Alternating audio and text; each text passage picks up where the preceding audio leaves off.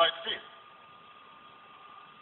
and recrimination, violence and suspicion. An act that he presumed would deepen divisions that trace back to our nation's original sin.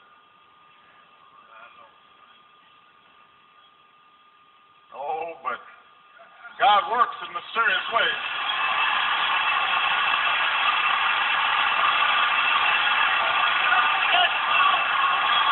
God has different ideas.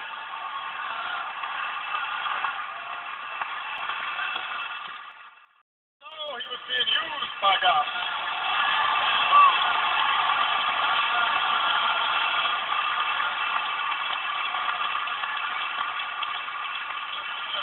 Blinded by hatred, the alleged killer could not see the grace surrounding Reverend Pinckney and that Bible study group. The light of love that shone as they opened the church doors and invited a stranger to join in their prayer circle. The alleged killer could have never anticipated the way the families of the fallen would respond when they saw him in court in the midst of unspeakable grief with words of forgiveness. He couldn't imagine that.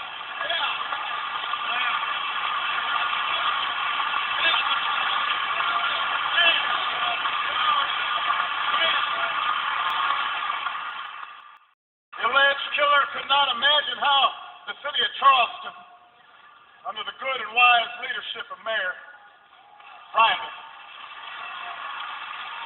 how the state of South Carolina, how the United States of America would respond not merely with revulsion at his evil act, but with big-hearted generosity, and more importantly, with a thoughtful introspection and self-examination that we so rarely see in public life. Blinded by hatred, he failed to comprehend what Reverend Pinckney so well understood: the power of God's grace.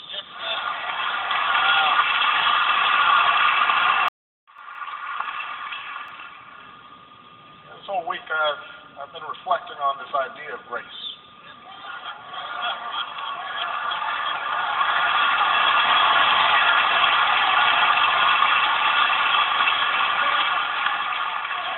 The grace of the families who lost loved ones. The grace that Reverend Pinckney would preach about in his sermons. The grace described in one of my favorite hymnals, the one we all know. Amazing grace.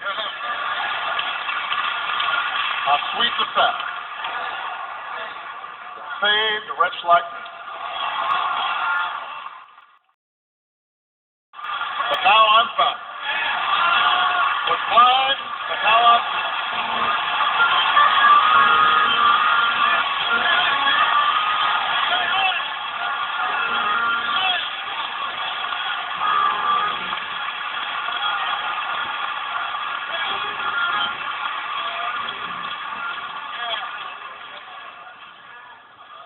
According to the Christian tradition,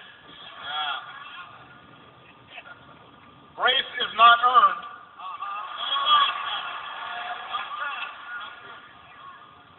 Grace is not merited. It's not something we deserve. Rather, grace is the free and benevolent favor of God.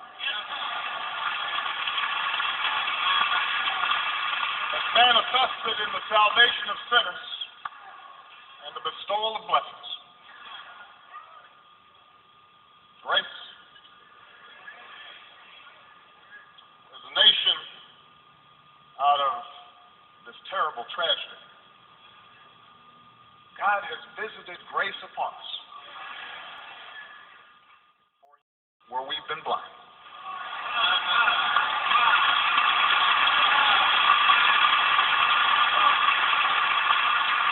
He's given us the chance where we've been lost to find our best selves.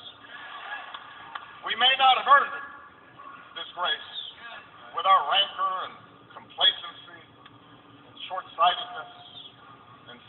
each other. But we got it all the same. He gave it to us anyway. He's once more given us grace. But it is up to us now to make the most of it, to receive it with gratitude, and to prove ourselves worthy of this gift. For too long, we were blind to the pain that the Confederate flag stirred in too many of our citizens. True, a flag did not cause these murders. But as people from all walks of life, Republicans and Democrats, now acknowledge, including Governor Haley, whose recent eloquence on the subject is worthy of praise.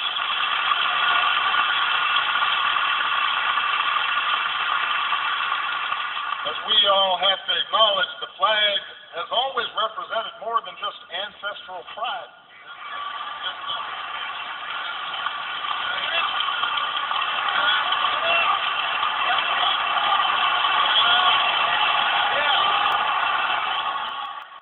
And white. That flag was a reminder of systemic oppression and racial subjugation. We see that now. Removing the flag from this state's capital would not be an act of political correctness. It would not be an insult to the valor of Confederate soldiers. It would simply be an acknowledgement that the cause for which they fought, the cause of slavery, was wrong.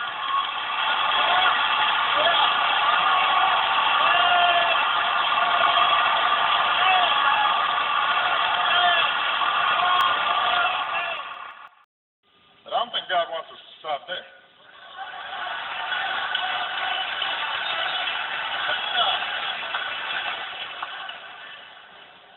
For too long, we've been blind to the way past injustices continue to shape the present.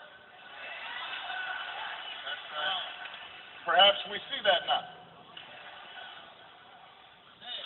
Perhaps this tragedy causes us to ask some tough questions about how we can permit so many of our children to languish in poverty, or attend dilapidated schools, or grow up without prospects for a job or for a career. Perhaps it causes us to examine what we're doing to cause some of our children to hate.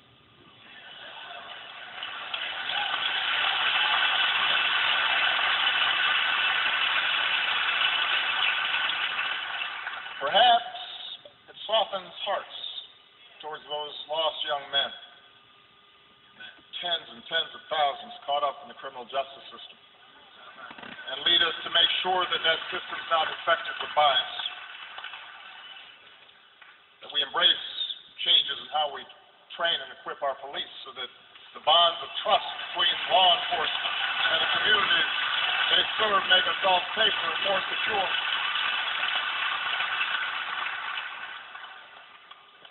Maybe we now realize the way racial bias can infect us even when we don't realize it.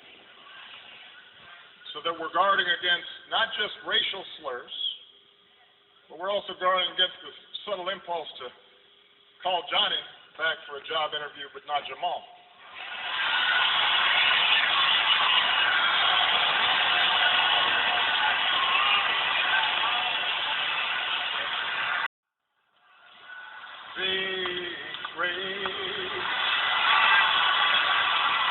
How sweet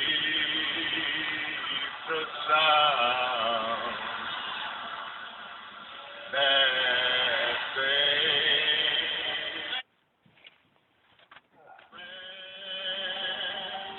I need.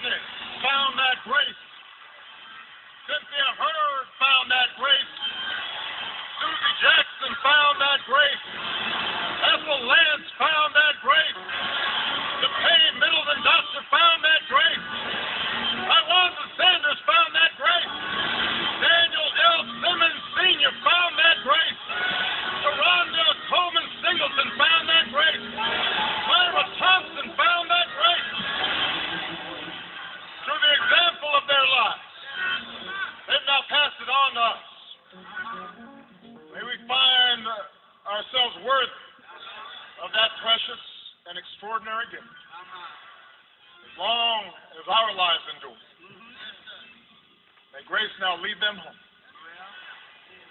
May God continue to shed his grace on the United States of America.